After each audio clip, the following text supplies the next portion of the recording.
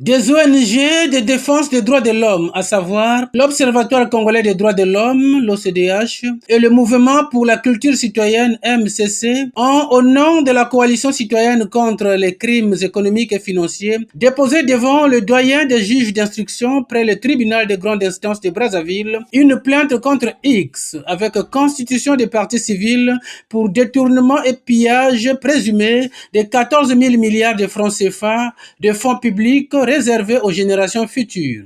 C'était ce lundi 31 juillet 2023. L'information a été livrée à la presse nationale et internationale ce lundi même au cours d'un point de presse organisé pour la circonstance dans la capitale congolaise. Ce montant a été confirmé par des interventions des officiels congolais. Or, à ce jour, cette épargne destinée aux générations futures serait portée disparue, sans même que les générations présentes n'en soient informées ni rassurées de sa bonne gestion. Plus aucune autorité constituée de la République du Congo n'en évoque l'existence actuellement. Or, aucun acte administratif ni législatif n'a annoncé la suppression de ce compte de stabilisation. Ces organisations non gouvernementales réunies au sein de cette coalition voudraient bien s'enquérir du sort de cette réserve financière issue des excédents budgétaires de l'État.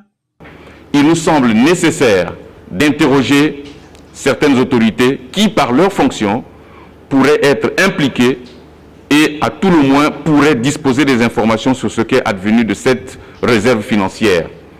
Il s'agit évidemment de toutes les autorités qui se sont succédées pour la gestion de ce compte. L'absence d'audit annuel de ce compte de stabilisation qui devrait être effectué chaque année par la Cour des comptes et des disciplines budgétaires justifie entre autres cette plainte déposée entre les mains du doyen des juges d'instruction, selon ces activistes des droits de l'homme qui ont laissé entendre aussi que cette plainte est la réponse raisonnable de nos organisations à l'interpellation adressée à la société civile congolaise en vertu de sa capacité juridique à rester en justice, suivant les termes de la pétition citoyenne en circulation au Congo et à travers le monde, pour exiger des poursuites judiciaires contre les crimes économiques et financiers.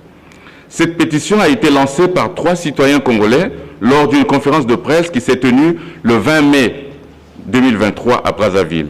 Pour les membres de cette coalition, cette plainte est la première d'une série d'autres que ces organisations déposeront dans les semaines à venir devant les autorités compétentes dans le cadre de la lutte contre la corruption et l'impunité.